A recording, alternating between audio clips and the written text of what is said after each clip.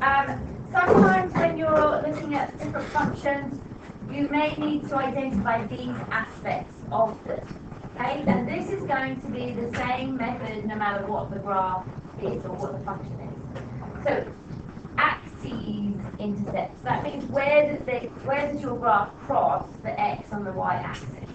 Okay, the gradients of them. Okay, especially for straight line graphs, but also for other graphs. I'll talk about that probably later on. Okay, so say see later notes on calculus, I think that was rather.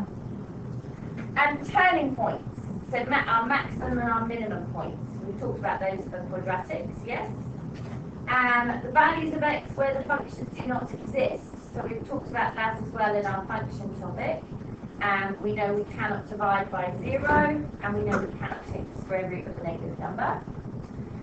If there are any asymptotes, does anyone remember what an asymptote was, or which graph we looked at recently that had asymptotes? Oh, yes. Oh, I was just unrelated, but could we switch the lights on to that side of the room? Yeah, I'm just like So asymptotes, which graph recently, Lenny? Yeah, the tan graph. An asymptote is a line that would not have a value for y. And so, for example, on the tan graph, it was 90, negative 90, and the graph looked like that. Okay, so it's shown with a dotted line. We'll look at another graph in a second that also has asymptotes. Okay, so the type of functions we need to recognise. Linear, they should be totes easy, yes? Quadratic, remember, they are known as parabolas. Cubic graphs, we haven't looked at these in extensive detail, but it has been mentioned several times. Am I going a bit too fast? No, we'll be alright. it would have a value. So there is no value for y, so it will be where you typed into the calculus an error. Yeah. So cubic graphs, so they are an x cubed graph that helps to decide whether it's cubic or not. And they tend to do this, or basic ones just have a tiny baby king. Okay, so they don't go excessively up and down, they just have a tiny baby king. So they would all be known as cubic graphs. Quartic, ooh, I don't think we really need to know about these, but they would be an x to the power of 4. I don't think you need to recognise them, so I should have deleted that bad boy. I apologise. A reciprocal graph. That's one that looks like this. Okay, that's great. An exponential graph. Oh, I've got these in a minute. Oh, I don't know. So that's where your exponent is your x. So for example, y equals 2 to the power x. It's where your unknown is an exponent. These are in the form of, for example, 5 over x. So that's where your x is on the bottom of the axis. Now, as it happens, these two both have asymptotes. Okay, so this horizontal axis would be an asymptote for the exponential, and for the reciprocal graph, both axes connect. Okay, so the black lines are that asymptote. I think we'll look at this in more detail in a second. I think I'm just talking too much right now. What a surprise. And trigonometric, we've just looked at those. Okay, so that's the sine, cos, and tan. Mostly sine and cos. Okay? So, linear. This is where you go, yay, I know all about linear graphs. And the easiest way to plot them is y equals mx plus c. N stands for the gradient, and c stands for the y-intercept. And what do I know about the red line here? What's something special I know about this red line? negative. What's negative? M. Yeah. So the red line has a negative gradient. Okay, so the value of m would be negative. I know that. Why, Shader? Why do I know that m is negative for the red line? Yep, downhill sloping. Yep, real good. Right. I'll pause the section so you can. Alright, quadratic. So quadratics are parabolas. So they've got maximum or minimum points. How do I know if it would have, what kind of graph has a maximum point? And how would it help us decide if it has a maximum point? Jamie? Negatively sad. So which bit of the equation would be negative? The A. Okay, so if A is negative, it's negatively sad. And it would have a maximum. Okay, so if this value here was negative, if it was in factorized form, you might have something like this, 2 minus x, x plus 4. And so I would know that when I expanded this negative here, when multiplied by this x, would give me a negative x squared. Okay, so sometimes it's not expanded, so you have to look at it carefully to decide if it would be a negatively sad or not. So if you can see any negatives in front of just one of the x's or in front of the x squared, it means it's going to be negatively sad and have a maximum. Okay, obviously the vice versa for the minimum, it would be positively happy. Cubics, so that's ax cubed plus bx squared plus cx plus d. So the highest power of x is a 3. So these two would be your basic cubics. And this one would be where a was positive. This one would be a is negative. Okay? So that's just recognizing them.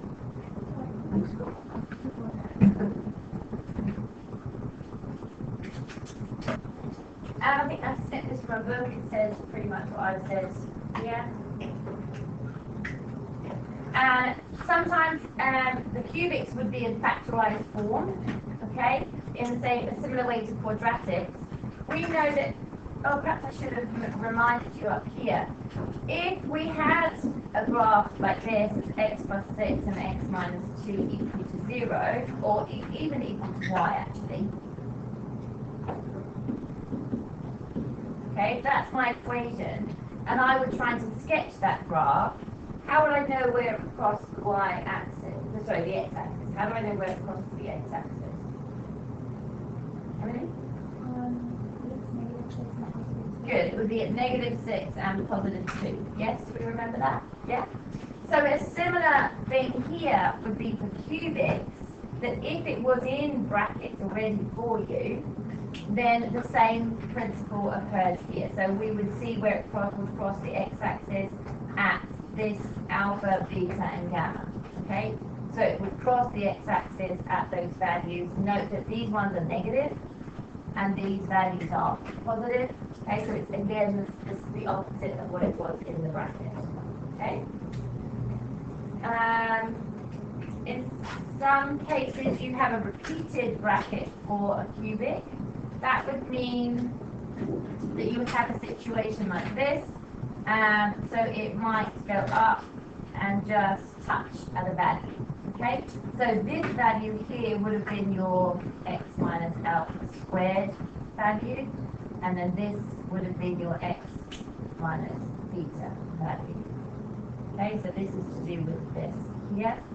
So if one of your brackets is squared, it's showing you that it's just touching. It doesn't actually go through the axis 3 times, it just touches at one of the places. And again, that links to if we had x minus 5 all squared, just a parabola, we know it just touches at 5. It doesn't actually go through the graph. Okay? Because we know that when we have a number in a bracket, it shows a horizontal shift. Now you may be thinking, whoa, she's talking about so many different things here, and it's quite tricky because within the functions, within the graphing topic, there is so much linking to lots of other stuff. And in some ways it's a bit of a chicken and egg situation, which do you do first? But at some point we need to try and make those links with each other and that it's not a completely separate topic. When we just look at quadratics, it does, those things do link into other aspects as well. Okay? I haven't lost you all. Cubic functions have a point, you don't need to worry about this, you're not going to be asked about this. A horizontal shift, because that's just for the quadratic. So as I say, it's a lot, I'm like learning out lots of words at you, and it's because they all link in, so I'm trying to show you how they link in. I'm losing you. Right, okay.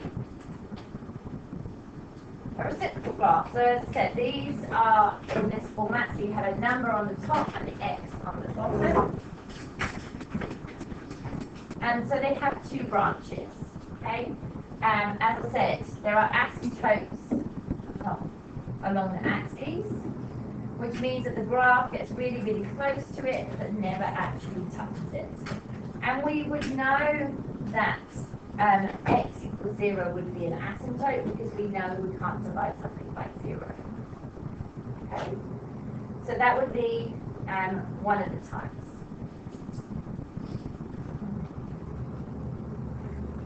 As x gets very big or very small, then the y value will get closer and closer to 0. So if you were to have the graph y equals 4 over x, okay?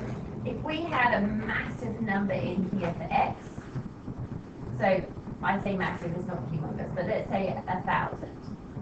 If we put into our calculators 4 divided by 1,000, it's going to be a tiny baby number, yes?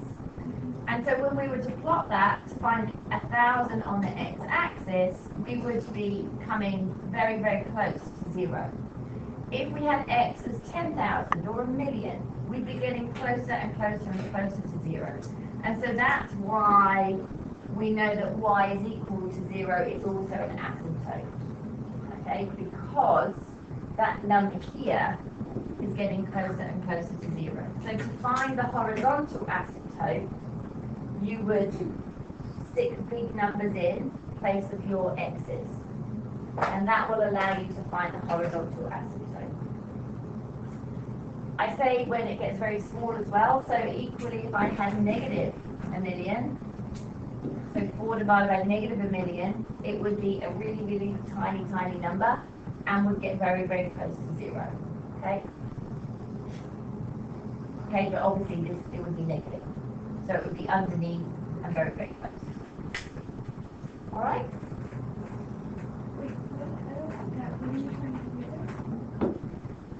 So to find a horizontal asymptote, you're going to stick big values of x into whatever equation you have. Okay?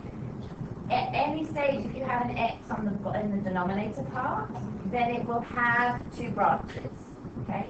Now, this is written in a different format, so I'm just making up numbers. 3 over x minus 2 plus 5. Okay? That's my equation. Who can tell me, just by looking at this, you should be able to tell me where the vertical asymptote would be? How do I know, just by looking at this equation, where the vertical asymptote would be?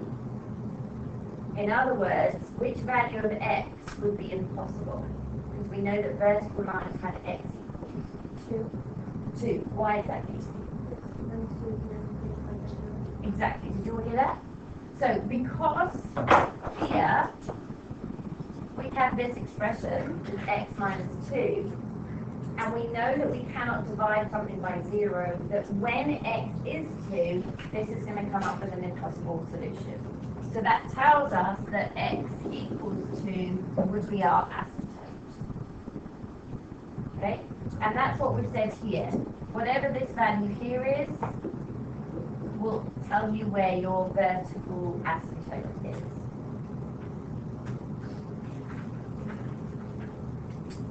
Now, if you were to stick big numbers into this, okay, so if we stuck 1,000,000 in place of this expression here, we would have 3 divided by 9,999,998, okay, whatever, you know, have lots of 9s and 8s, okay? This value here, the 3 over the 9,999,998, is going to be very tiny, close to 0. So when we add 5 to it, what do we think our asymptote is going to be? Well, it's going to be y equals 5. Because our value for this portion became very, very, very small. And when we add 5 to it, it tells us that that's what's going to be our horizontal asymptote. So our equation for this asymptote would be y equals 5. And again, I've tried to show that here, that if it is in this format, then whatever number is stuck on the end has shown you where the horizontal asymptote is.